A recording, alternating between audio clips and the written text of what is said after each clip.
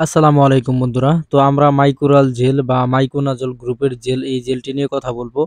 তো এটি অনেকেই চিনেন, অনেকেই এটার সাথে পরিচিত। কারণ মুখের ঘা হলে ডাক্তারেরা 0 থেকে একবারে লাস্ট পর্যন্ত বয়সেও এটা লেখেন এবং এটা ব্যবহার করা যায়।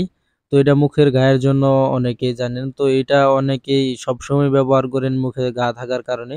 তো এটা নিয়ে আজকে বিস্তারিত আলোচনা করব। তো মাইকুরাল বা মাইকন বা এমাইজেল যেটাই বলেন না কেন, এটা হচ্ছে মাইকোনাজল গ্রুপের ওষুধ। যেকোনো একটা ব্যবহার করলেই হবে। তো এটা অনেকে মুখের ঘায়ের জন্য ব্যবহার করে থাকেন।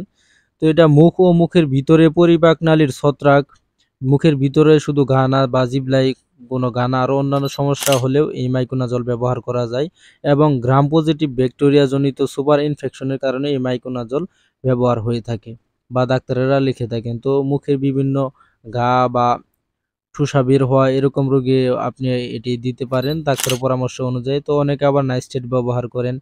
তো এটির মানে এগুলা ব্যবহার করার পরে অনেকের মুখের ঘা কমে না বা ডাক্তারের পরামর্শ ছাড়াই অনেকে ব্যবহার করেন।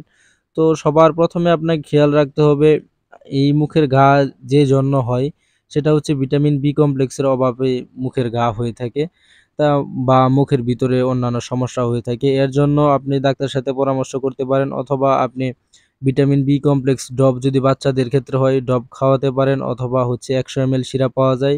বাচ্চার বয়স যদি 1 বছরের উপরে হয় বা 6 মাসের উপরে হয় সেক্ষেত্রে আপনি 100 ml সিরাপ খাওয়াতে পারেন অথবা বড়দের ক্ষেত্রে 200 ml সিরাপ পাওয়া যায়। তো আপনারা চাইলে খাওয়াতে পারেন এই ভিটামিন বি কমপ্লেক্স, তাহলে কিন্তু মুখের ঘা হওয়ার সম্ভাবনা খুবই কমে যাবে এবং ভিটামিন বি কমপ্লেক্সের যে ঘাটতিটা আপনার শরীরে রয়েছে সেটা কিন্তু পূর্ণ হয়ে যাবে।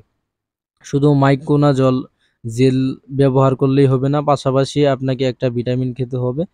খেলে কোনো সমস্যা হবে না। আর মাইকোনাজল সবসময় ব্যবহারের ক্ষেত্রে বমি, বমি ভাব এছাড়াও ডায়রিয়াও হতে পারে। তো একাধারে সবসময় না ব্যবহার করাই ভালো। আর বেশি সমস্যা হলে আপনারা ডাক্তারের সাথে পরামর্শ করবেন। তো বন্ধুরা আজকে এই পর্যন্তই। আল্লাহ হাফেজ।